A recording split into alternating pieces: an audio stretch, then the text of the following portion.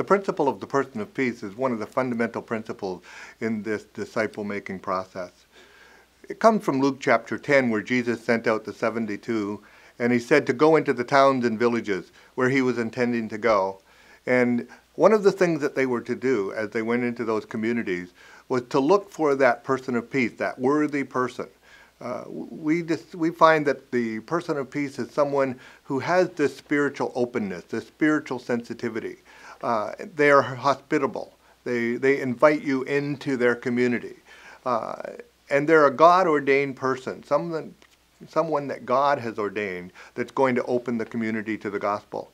And so we look first of all for the person of peace, so that the disciple maker from the outside is not essentially the evangelist. They're not going into the community to evangelize many people and bring them together in a group, but primarily to find the person of peace, and then the evangelism is done by that person of peace and their family as they become believers.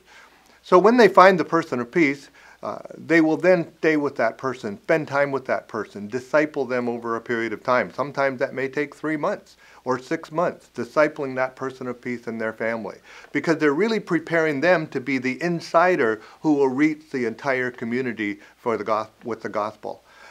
There are a lot of things that we could talk about, and when we do expanded training time, we talk about how do you discover the person of peace? What are some of the things that you would do in the community so that you discover the person of peace? In fact, we often talk about how do you function in the community so that the person of peace finds you. They are the spiritual person that is looking and questioning. And so when we make ourselves available in the community and they discover that we are spiritual people, then the person of peace often finds us. And then we'll talk in training a lot more about how we would spend time with that person of peace and how we disciple them, so that when they then begin to develop a group of people that are interested in discovering God, then right from the very beginning they build into the DNA of this process that which will help that community of people to really discover who God is, and as they become believers, to really have the kind of transformational impact on the community.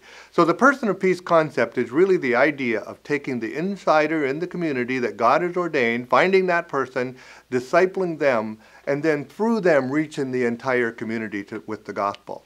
When our goal is to reach the entire community, as opposed to reaching individuals within the community, the person of peace concept, using the insider, is the best strategy to really make that happen.